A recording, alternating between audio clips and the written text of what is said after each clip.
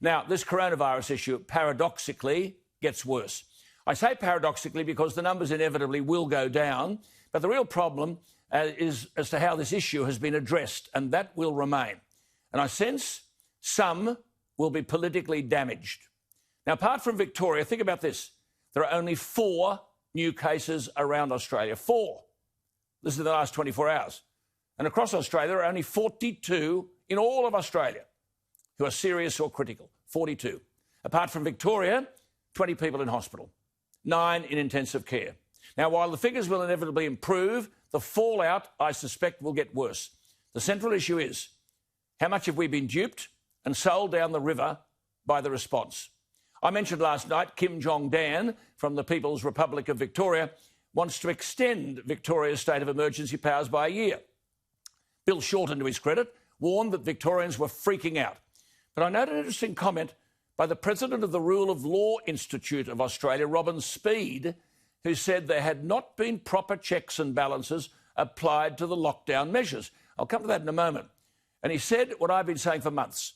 Health advice should have been released to justify the steps forced upon Victorians and everyone else. For example, what health advice justifies lockdowns, or keeping kids out of school, or shutting down businesses? By the way, I understand Robin Speed is not well, and I know he's watching. And Robin, we all wish you well. But as he says, you can't go 5 kilometres from home. Who says 5 kilometres is reasonable? Where is the evidence? But this question can be asked anywhere. 20 people in a restaurant. Where does that figure come from? Shut the borders. Where's the evidence to justify that? I'm telling you, there is none. I have regularly cited the opposite. And the World Health Organization have told you all this week, arguing that these things, quarantine and lockdowns, are precisely what you should not do. But we've put the future of millions of Australians in the hands of a narrow set of experts who lack any knowledge of the workings of the economic and social systems. And, of course, they continue to be paid with all the attendant benefits. And the science that guides them is built on speculative models that every day become more and more discredited.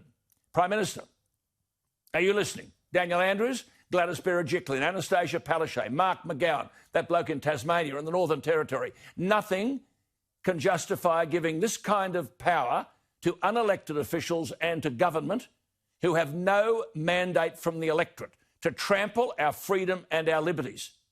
But Kim Jong-Dan wants the state of emergency to be extended by 18 months. Well, where do you put someone like Professor Mark Woolhouse? I can't remember how many epidemiological experts I have cited on this program who disagree entirely with the fact that it's a pandemic and that the response has been appropriate. Well, here's another. Professor Mark Woolhouse. He is the Professor of Infectious Disease Epidemiology at the University of Edinburgh. He's also a member of the Scientific Pandemic Influenza Group on Behaviours that advises the British government. And he said 2 days ago, quote, lockdown was a panic measure, and I believe history will say trying to control COVID-19 through lockdown was a monumental mistake on a global scale. He said, I never want to see national lockdowns again.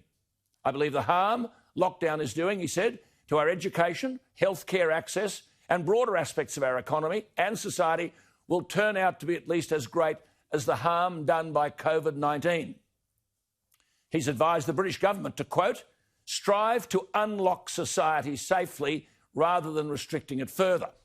One other expert is the Professor of Theoretical Epidemiology at Oxford University, Sunatra Gupta, who's been the principal investigator in the Oxford Martin program on vaccines. And Professor Gupta has, quote, urged Australia to abandon its selfish and self-congratulatory lockdown tactics and embrace a Swedish-style herd immunity strategy to fight COVID-19. Well, the alarmists won't like that.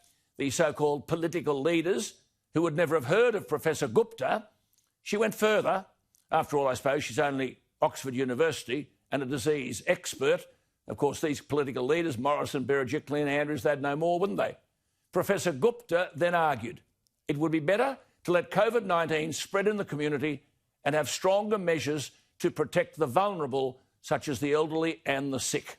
Now, as you know, I argued that from the outset, which brings us to the second issue that I alluded to yesterday. Why is Scott Morrison defending the aged care minister, Richard Colbeck? Simple. Mr Morrison committed himself on March 15 to protecting the vulnerable, the elderly and those at risk. No amount of rhetoric will disguise the scarifying comment by counsel assisting the Royal Commission into the Aged, I quote, "Neither the Commonwealth Department of Health nor the Aged Care Regulator developed COVID-19 plans specifically for the aged care sector," unquote.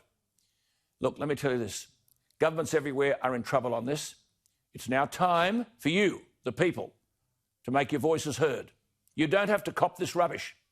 As Benjamin Franklin said, one of the founding fathers of America, those who would give up essential liberty to purchase a little temporary safety deserve neither liberty nor safety.